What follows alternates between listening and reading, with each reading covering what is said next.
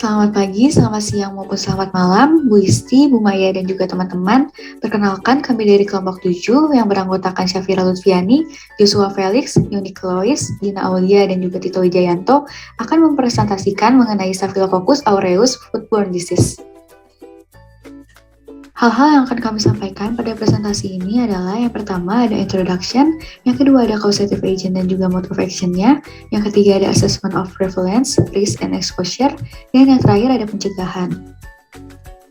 Pada bagian pertama, kami akan memberikan pendahuluan terkait pengertian dan asal-usul dari foodborne disease Staphylococcus aureus. Jadi, apa itu Staphylococcus aureus? Staphylococcus aureus merupakan bakteri gram positif dan secara umum mudah ditemukan pada saluran pernapasan serta pada kulit manusia. Pada mulanya, bakteri Staphylococcus aureus dikenal tidak membahayakan manusia. Namun, bakteri ini sekarang terkenal sebagai penyebab beberapa penyakit seperti penyakit kulit dan penyakit-penyakit lainnya yang terkait dengan pencernaan. Lantas, bagaimana sejarah penemuan dari bakteri? Pada tahun 1881, bakteri Staphylococcus aureus pertama kali ditemukan oleh Alexander Hoxton, yang pada akhirnya memberi nama bakteri itu dengan genus Staphylococcus. Pada tahun 1784, Staphylococcus aureus dinamai oleh Profesor Rosenblatt, dan pada tahun 1930 muncul metode testing koagulasi untuk mendeteksi bakteri tersebut. Dan pada tahun 1940, penggunaan penisilin untuk mencegah infeksi bakteri mulai dilakukan. Namun sayangnya, hal ini membuat bakteri Staphylococcus aureus menjadi resistan terhadap penisilin sehingga dibutuhkan beberapa metode lain untuk menanggulangi bakteri Staphylococcus aureus ini. Selanjutnya di part 2 akan dibahas mengenai causative agent dan juga mode of action-nya.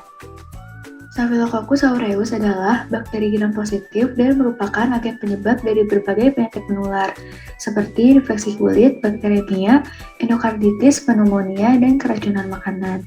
Bakteri ini memiliki bentuk kokus dengan diameter 0,7 hingga 1,2 mikrometer yang tersusun berkelompok menyerupai anggur. Staphylococcus aureus merupakan bakteri yang fakultatif anaerob dan tidak membentuk spora. Bakteri ini dapat memproduksi enzim koagulasi, enzim katalase, dan juga toksin. Staphylococcus aureus merupakan bakteri yang dapat hidup pada suhu 4 hingga 46 derajat Celcius, dengan suhu temu optimumnya adalah 37 derajat Celcius. Suhu yang tinggi dapat membunuh Staphylococcus aureus, namun tidak akan menghilangkan toksin yang diproduksi. Staphylococcus aureus dapat bertahan pada kondisi kekeringan dan kadar garam yang tinggi. Klasifikasi dari Staphylococcus aureus, kingdomnya adalah Bacteria, filumnya adalah Firmicutes, kelasnya adalah Bacilli, ordernya adalah Bacillales, familinya adalah Staphylococcaceae, genusnya adalah Staphylococcus, dan spesiesnya adalah Staphylococcus aureus. Staphylococcus aureus dapat masuk ke tubuh manusia melalui makanan. Jika kondisinya sesuai, yaitu sumber karbon dan asam amino yang cukup, Staphylococcus aureus dapat memproduksi Staphylococcal enterotoxin selama pertumbuhannya. Adanya Staphylococcal enterotoxin pada usus dapat menyebabkan keracunan makanan dengan gejala mual atau muntah dan juga diare. Dapat 25 jenis Staphylococcal enterotoxin seperti Staphylococcal enterotoxin A, Staphylococcal enterotoxin C, dan Staphylococcal enterotoxin E. Karena strain umumnya memproduksi toksin berbeda, jadi terkadang tidak diketahui enterotoxin mana yang menyebabkan Staphylococcal food poisoning. Staphylococcal enterotoxin umumnya dapat ditahan terhadap panas, keasaman, dan juga enzim lambung. Ketika Staphylococcal enterotoxin mencapai ke usus kecil, mereka akan memasuki lamina propria melalui sel goblet yang memproduksi lendir ataupun melalui sel epitel. Proses ini dapat difasilitasi dengan adanya faktor virulensi Staphylococcus aureus lainnya. Staphylococcal enterotoxin A dapat merangsang produksi serotonin dan pelepasan histamin dari sel mast. Serotonin yang diproduksi kemudian bekerja pada saraf vagus. Saraf vagus merupakan saraf kranial yang berperan dalam mengelola proses kompleks di saluran pencernaan tubuh, sehingga ketika serotonin bekerja pada saraf vagus, dapat memunculkan respon emetik sehingga penderita merasakan mual atau muntah. Peran dari sel T dan aktivasi neutrofil pada Staphylococcal food poisoning belum diketahui dengan pasti. Namun, kemungkinan sel T dan aktivasi neutrofil merupakan faktor yang berkontribusi dalam invasi epitel usus oleh Staphylococcus aureus. Selanjutnya, untuk poin ketiga akan dibahas terkait sumber penyebaran, risiko, dan contoh paparan yang terjadi dari Staphylococcal foodborne disease. Sumber penyebaran pertama dan yang paling sering ditemukan yaitu berasal dari makanan. Pada tahun 1884, Staphylococcal foodborne disease pertama kali ditemukan pada produk keju yang terkontaminasi. Lalu, bagaimanakah makanan bisa terkontaminasi? Berdasarkan data yang ada, telah didapatkan sekitar 93% penyebaran foodborne disease terjadi karena adanya kesalahan dalam mengolah dan mempersiapkan makanan. Kesalahan yang umum ditemukan diantaranya yaitu 1. Makanan yang didiamkan terlalu lama pada suhu ruangan. 2. Pelaksanaan teknik hot holding atau cold holding yang tidak tepat.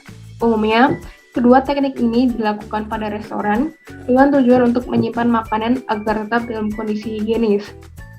Yang ketiga, hidangan yang tidak segera dimakan juga berpotensi dalam mengundang bakteri-bakteri. 4. Bahan makanan dan alat masak yang tidak higienis. Dan yang kelima, tangan yang tidak dicuci.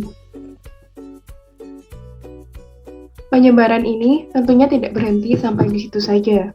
Ada beberapa orang yang ingin meminimalisir kontaminan dengan cara mengenakan sarung tangan selama persiapan makanan dilakukan. Namun, apakah pemakaian sarung tangan sudah pasti menjaga kehigienisan makanan? Tentunya tidak. Penggunaan sarung tangan hanya akan menjadi solusi pencegahan yang tepat apabila penggunaannya telah dilakukan dengan benar. Kenyataannya, studi menunjukkan bahwa Staphylococcus aureus masih sering dijumpai pada sarung tangan yang dipakai oleh para penjual makanan. Orang-orang seringkali beranggapan bahwa penggunaan sarung tangan saja sudahlah cukup. Sayangnya, asumsi tersebut tidaklah tepat. Mikroba patogen masih bisa menempel pada permukaan sarung tangan kita, khususnya apabila sarung tangan tersebut tidak diganti secara rutin. Selain sumber penyebaran melalui makanan, selanjutnya ada juga sumber penyebaran melalui hewan ternak. Penyebaran melalui hewan ternak pertama kali ditemukan pada tahun 2005, di mana pada saat itu ditemukan adanya Livestock Associated Methicillin Resistant Staphylococcus aureus, atau disingkat sebagai LAMRSA. LAMRSA saat itu ditemukan pada peternakan, yaitu khususnya pada peternakan babi. Dalam perkembangannya, tentunya penyebaran melalui hewan ternak tidak hanya ditemukan pada peternakan babi saja. Berikut adalah contoh-contoh yang bisa kita jumpai dari keberadaan Staphylococcus aureus. Yang pertama, Staphylococcus aureus bisa dijumpai pada susu yang tidak terpasteurisasi. Yang kedua, bisa ditemukan juga pada tangki atau wadah penyimpanan susu, di mana tangki tersebut mengalami kontaminasi. Dan yang ketiga, puting susu dan kulit dari sapi, kambing, atau domba. Berikutnya, Staphylococcus aureus juga ditemukan pada daging mentah yang berasal dari babi, sapi, dan burung, dan bisa juga ditemukan pada hewan ternak penderita mastitis. Setelah kita mengetahui berbagai sumber penyebaran yang ada, perlu kita pelajari juga risiko-risiko yang bisa timbul akibat dari Staphylococcus foodborne disease. Nah, khususnya dalam bidang kesehatan, biasanya akan timbul beberapa gejala penyakit, misalnya rasa mual, muntah, nyeri pada perut, dan diare. Selain dari gejala tersebut, ternyata dampak-dampak ini masih bisa terjadi lebih serius lagi, khususnya pada bayi, lansia, dan penderita gangguan imun. Tidak hanya berdampak pada kesehatan, ada pula risiko-risiko yang timbul di dalam bidang ekonomi. Sebagai contoh, penurunan pendapatan bisa saja terjadi, khususnya pada wilayah yang mengalami outbreak Staphylococcus foodborne disease, sehingga produktivitas warga akan cenderung menurun dan menyebabkan tidak adanya pemasukan. Kedua, biaya pengeluaran untuk perawatan akan semakin tinggi. Sebagai contoh, penanganan outbreak Staphylococcus foodborne disease yang terjadi di US telah menghabiskan sekitar ratusan juta dolar per tahunnya. Selanjutnya, pada kondisi tertentu, bisa saja foodborne disease ini memberikan kerugian bagi produsen, terutama bagi para produsen yang terbukti menghasilkan produk-produk tidak higienis. Alhasil, barang-barangnya tidak akan diperjualkan di pasar dan pabrik akan mengalami bangkrut. Salah satu kasus keracunan akibat Staphylococcus aureus terjadi di Umbria, Italia pada 28 Agustus 2015. Unit Kesehatan Masyarakat setempat mendapatkan laporan dari UGD mengenai indikasi terjadinya foodborne outbreak. Pada hari sebelumnya, 24 anggota tim olahraga mendatangi UGD dengan keluhan yang sama, yaitu sakit perut, mual, dan diare, dengan 11 orang membutuhkan penanganan medis. Diketahui seluruh pasien mengadakan makan malam bersama pada suatu restoran 3 jam sebelumnya. Mereka tidak makan bersama di tempat lain selain itu. Dari jam 8.30 hingga 9.30 malam, terdapat 42 makanan yang disediakan, dan pada jam 11.30 malam, kasus pertama muncul. Setelah laporan ini masuk, Inspektur Kebersihan melakukan investigasi.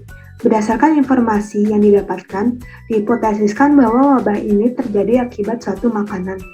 Investigasi dimulai dengan meminta 42 pelanggan untuk mengisi kuesioner, diikuti dengan menginterview pelayan restoran mengenai teknik mempersiapkan makanan kepada pelanggan.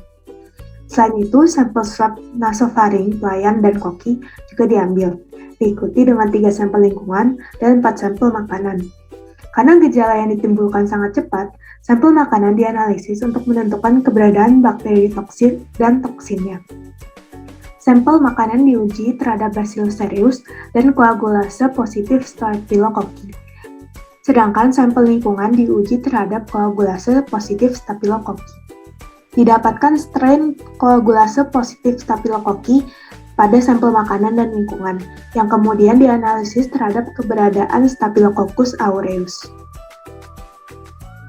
Berdasarkan hasil uji, didapatkan bahwa kontaminasi koagulase positif Staphylococcus hanya ditemukan pada makanan penutup berupa chantilly cream. Dengan enumerasi koagulase positif Staphylococcus yang melebihi batas dan terdeteksi endotoksin. Dengan total 7 strain Staphylococcus aureus yang didapatkan, berasal dari sampel makanan penutup, 1 sampel permukaan meja, dan 5 sampel dari pelayan sehat. Berdasarkan informasi dari pelayan, chantilly cream merupakan produksi sendiri dan hanya disajikan untuk pelanggan. Namun, chantilly cream ini tidak disimpan dalam pendingin setelah preparasi.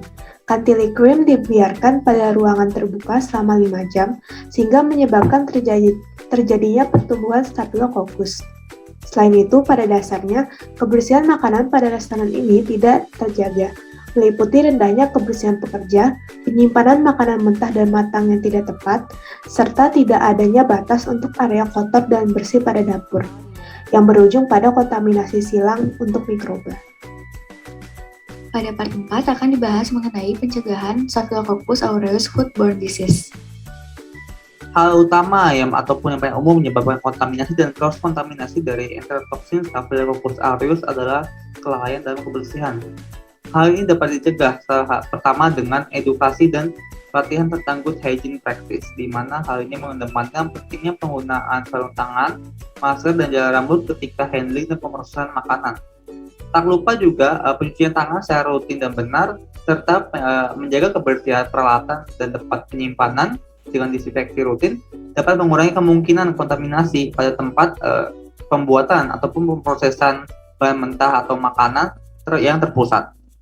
Kedua, dapat dilakukan edukasi food safety secara personal kepada konsumen, di mana edukasi ini dapat mengurangi kemungkinan cross-kontaminasi pada makanan ataupun bahan makanan lain yang dimiliki konsumen. Hal ini dapat dilakukan dengan segera mungkin menyimpan makanan yang baru dibeli pada suhu kurang dari 6 derajat Celcius, melakukan pemasakan makanan pada suhu lebih dari 46 derajat Celcius, serta jangan menyimpan makanan yang rentan pada suhu ruang. Di luar rentang suhu ini, Staphylococcus aureus dapat bertumbuh dan memproduksi toksin. Kemudian, konsumen juga harus mencuci tangan dengan benar, serta disinfeksi peralatan yang digunakan sebelum dan setelah menyiapkan bahan makanan. Kemudian, hal yang dapat dilakukan lagi adalah menjaga cold chain distribution, yang pada akhirnya akan mencegah pertumbuhan sel dan produksi enterotoksin selama proses distribusi bahan makanan mentah ataupun produk makanan. Selanjutnya, inspeksi atau kontrol bahan mentah untuk deteksi enterotoksin Staphylococcus aureus secara rutin pada peternakan dan pertanian sebagai bagian dari implementasi microbiological guidelines seperti Good Manufacturing Practice (GMP) dan Hazard Analysis and Critical Control Point (HACCP) dapat mencegah terjadinya outbreak akibat distribusi barang-barang terkontaminasi ke tangan pengolah dan konsum. Berikut adalah daftar pustaka yang kami gunakan. Sekian dari kelompok 7, semoga ilmunya bermanfaat. Terima kasih.